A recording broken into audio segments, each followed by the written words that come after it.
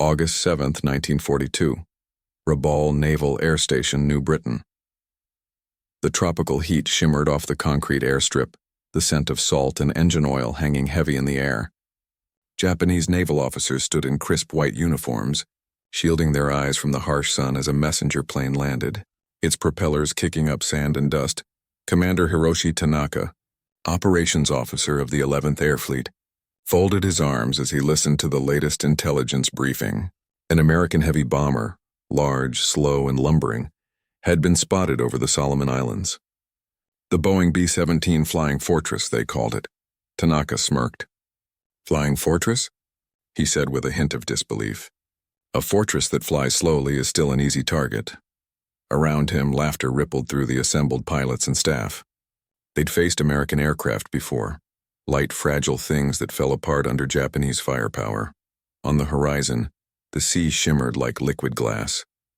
To the Japanese Imperial Navy, the Pacific was their empire's playground, an ocean they ruled with steel and precision. Their carriers and cruisers stretched across it like the arms of a god. No bomber, they thought, could challenge that. But far to the southeast, over the steaming jungles of Guadalcanal, the first challenge was already in the air. 26,000 feet above the ocean, Captain James Red Harrington of the U.S. Army Air Forces squinted through his Norden bomb sight. Below him, the deep blue Pacific spread endlessly in every direction, dotted with the faint outlines of Japanese transport ships steaming toward the Solomon Islands. Target sighted, his bombardier reported. The B-17 shuddered as it adjusted course. 4 Wright Cyclone engines thundered like distant artillery. "Let's give the Navy a wake-up call," Harrington said. The bomb bay doors yawned open. Down below, sailors aboard the Japanese freighter Hokai Maru looked up at what seemed to be a glint of silver in the sky. One man pointed and shouted, "Enemy bomber!" But at that altitude, the B-17 seemed unreachable.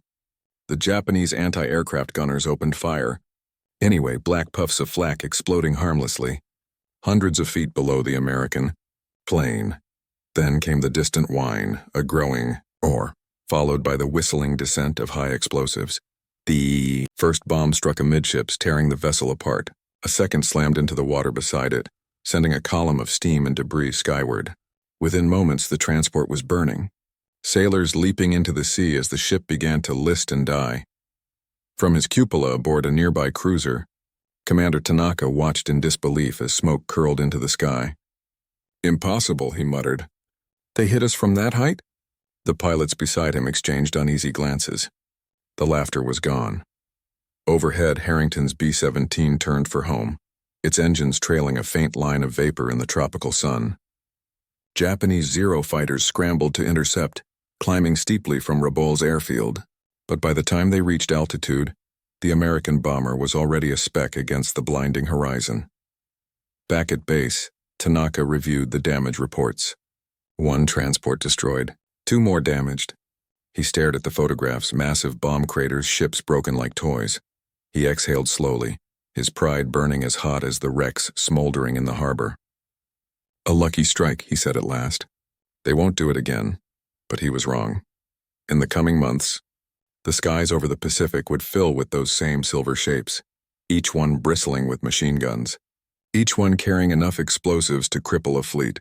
And while the Japanese Navy continued to mock the so-called Flying Fortress, the quiet engines of industry in America were already producing hundreds more.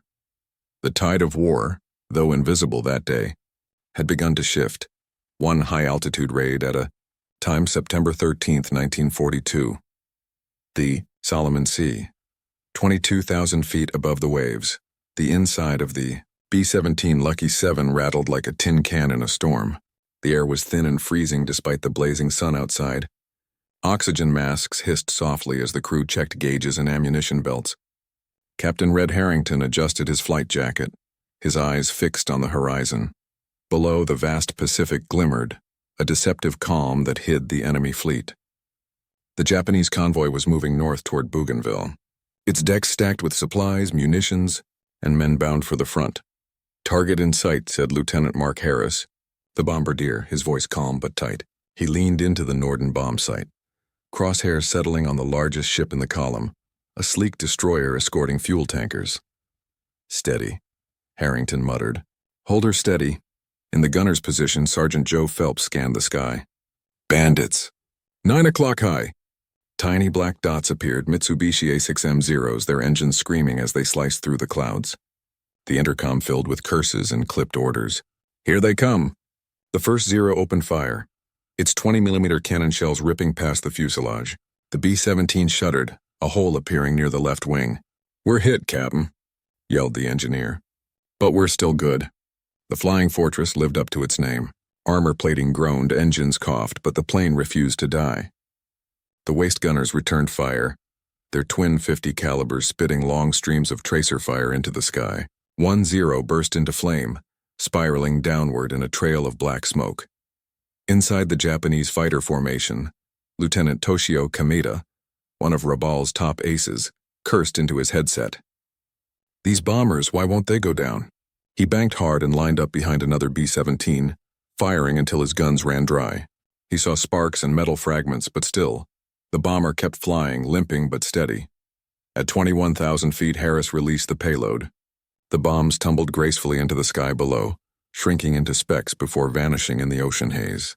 A full 15 seconds later, a thunderous flash lit the sea. A Japanese tanker vanished in a column of smoke and water. Another ship turned sharply, its hull torn open. Direct hits, Harris shouted. 2 confirmed. But the Zeros weren't done. Kameda dove again, riddling the rear turret with bullets. Gunner Tom Jenkins screamed as shrapnel tore through the cabin.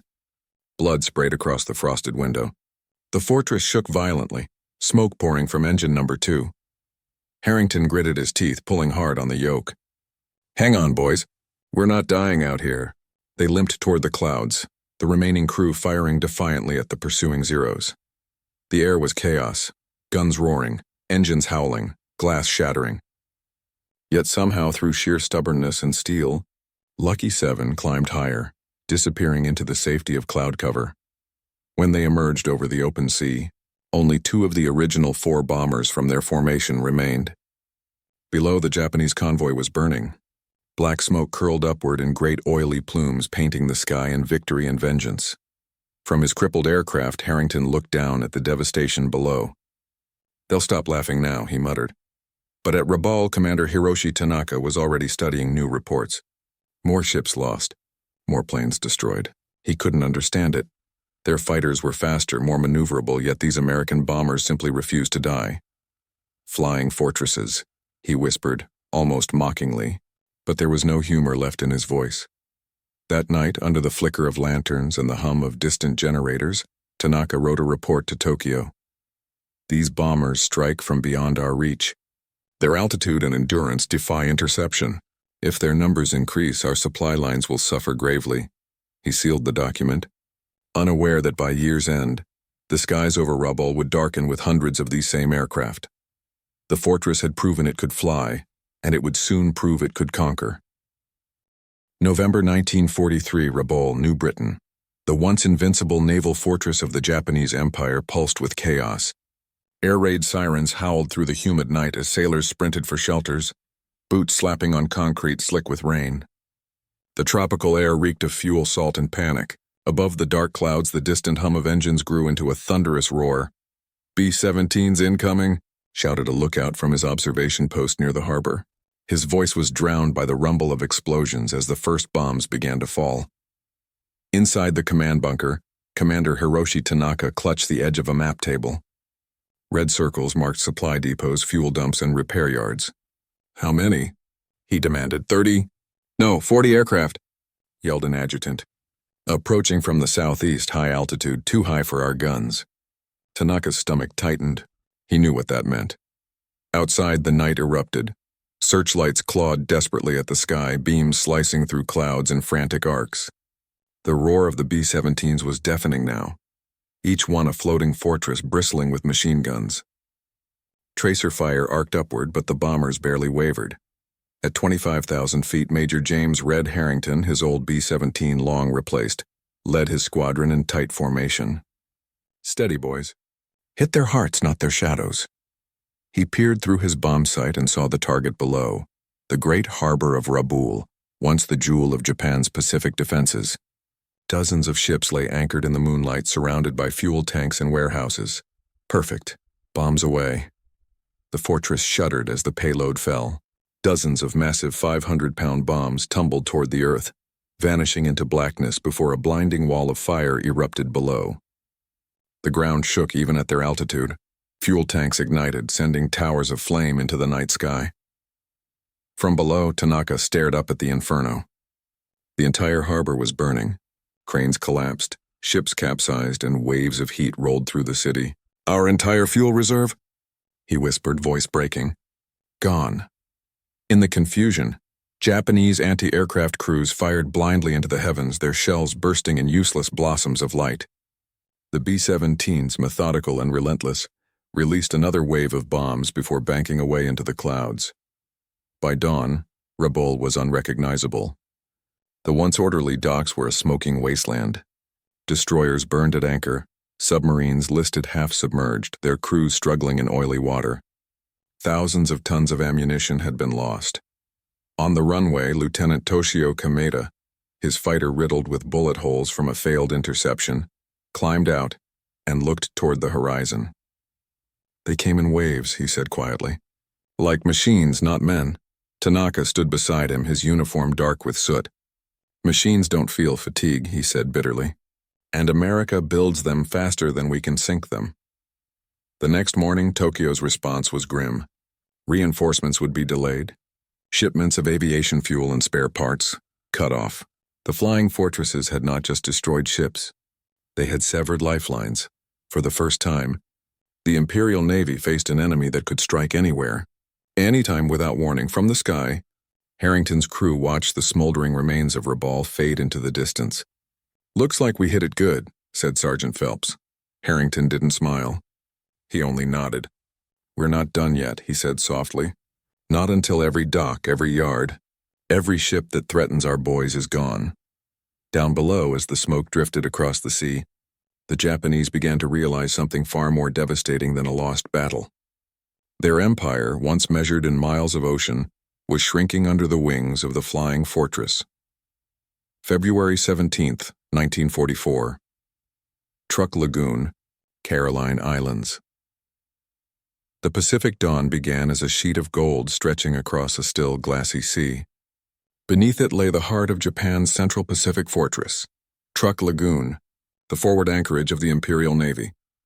Battleships, cruisers, and carriers floated serenely within the vast ring of coral reefs, their hulls reflecting the soft morning light.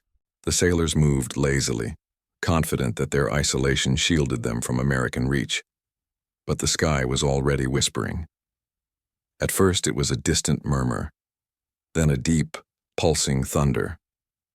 The sound of 4-engine bombers approaching in perfect formation. The B-17 flying fortresses were back, and they were not alone. Scores of B-24 Liberators and carrier-based planes followed, a symphony of engines roaring through the humid air. In one of the lead bombers, Major James Harrington checked his watch. "This is it, boys. Truck's their lifeline. We cut this. We cut their war." His voice was steady, almost reverent. The order went out across the radio. "All formations, commence run." Below, the Japanese harbor burst into motion. Sirens wailed. Sailors scrambled to man anti-aircraft guns as officers barked frantic orders.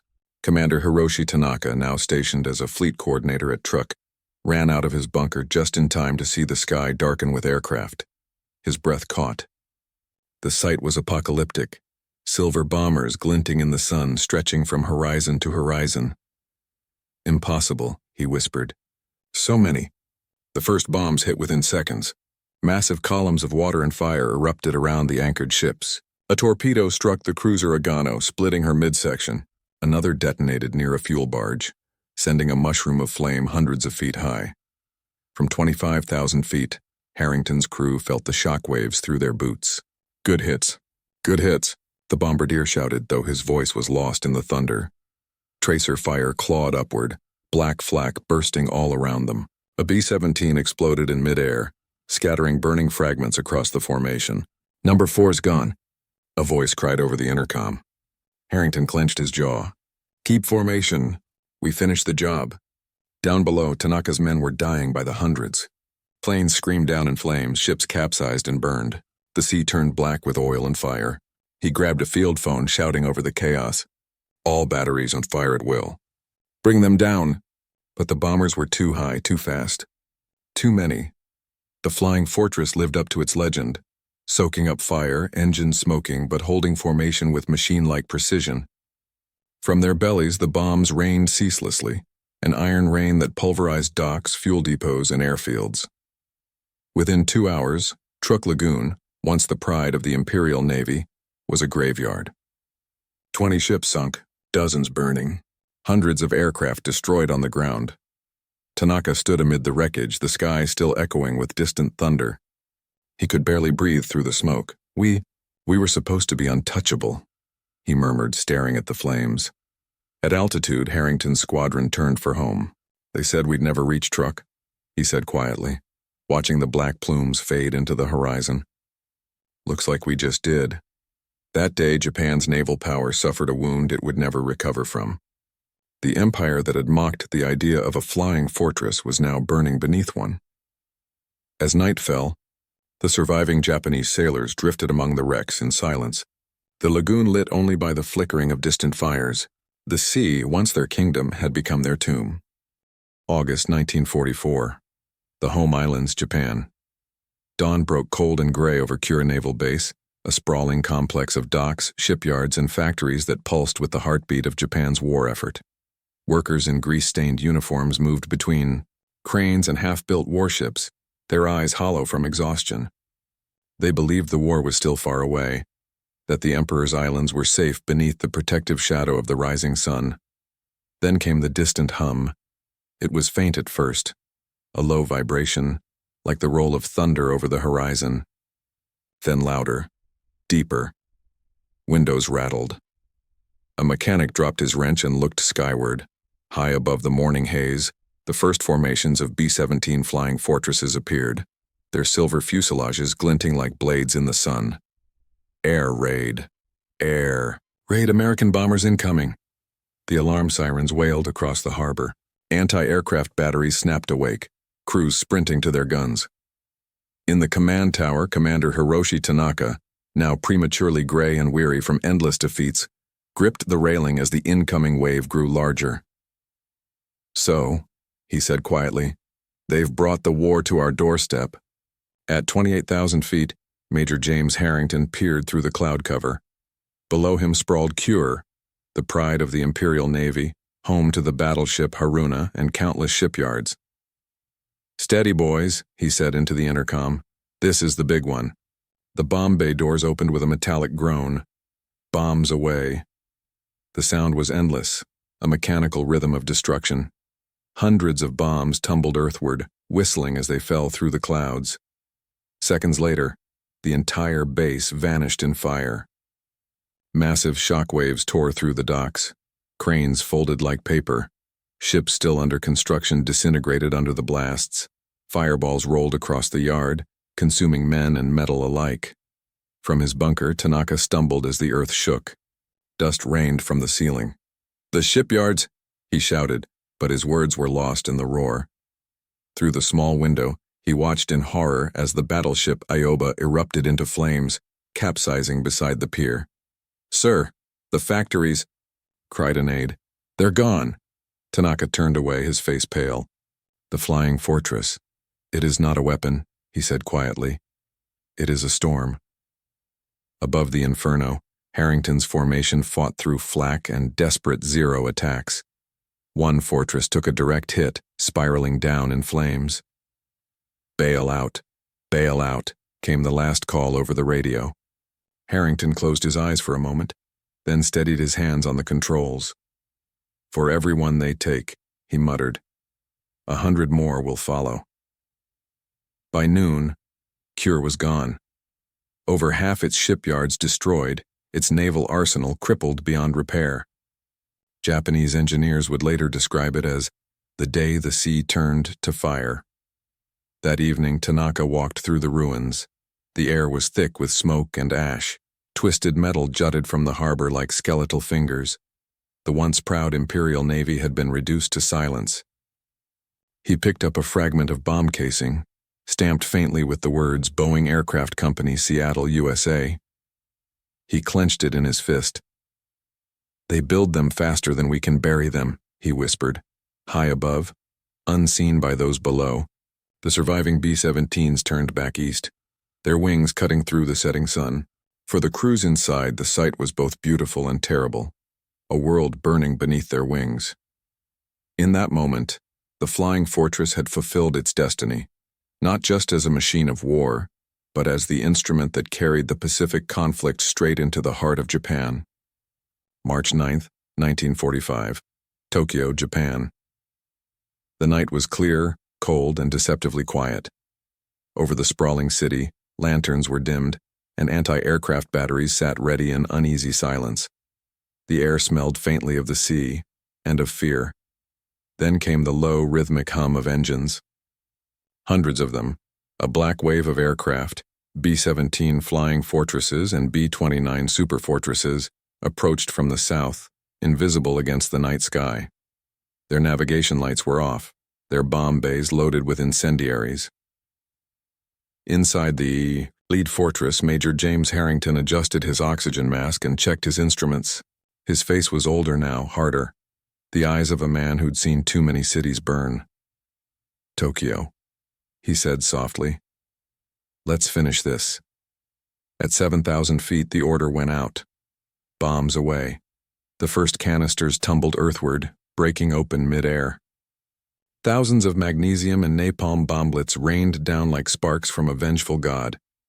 Within minutes, the city below, wooden, crowded, alive, became a roaring sea of fire. The wind caught the flames and carried them from block to block. Entire neighborhoods vanished in moments. The streets ran with molten asphalt. Civilians fled through the inferno, the night sky painted in orange and crimson. From the air, Harrington could see the firestorm spreading like a living thing, a swirling, consuming vortex. "God help them," muttered one of his gunners, his voice cracking. The heat rose so intensely it buffeted the bombers thousands of feet above, shaking them as if the earth itself were fighting back. But there was no fighting back now. The empire that had once mocked the flying fortress was being erased by it. In a bunker beneath the city, Commander Hiroshi Tanaka listened as the ground rumbled above him. He had been recalled to Tokyo to help coordinate air defense, but there was nothing left to coordinate. He staggered outside, coughing through the smoke. The skyline was gone, replaced by an endless plain of flame. The imperial capital was dying before his eyes. He sank to his knees. "So this is the fortress," he whispered, "the one we laughed at." By dawn, Tokyo was a ruin, over 16 square miles reduced to ashes, tens of thousands dead. The once proud heart of the empire lay in silence, its streets glowing like embers of a dying fire. A week later, Harrington's unit returned to base in Guam. His crew gathered outside their battered fortress, running, their hands over the bullet holes and scorch marks that told their story. "War's nearly over," said Sergeant Phelps quietly. Harrington nodded, but his eyes stayed on the horizon. "The fortresses did their job," he said. "But the cost—" His voice trailed off. In Japan, Tanaka stood amid the rubble of his homeland, his white uniform now gray with ash. He looked up as another formation of American bombers passed overhead, not in mockery now, but in grim, unstoppable truth. The empire that had ruled the Pacific had fallen to the skies. Months later, when the mushroom clouds rose over Hiroshima and Nagasaki, the final blow of air power sealed the fate that began with the first laughter at Rabaul. The age of ships and empires had ended, replaced by the dominion of the air. And in that sky, the legend of the flying fortress would endure, not as the weapon of arrogance, but as the iron heart of victory. As the final bomber disappeared into the sunrise, the war's last echoes faded across the Pacific, leaving only silence, smoke, and the memory of wings that had brought an empire to its knees.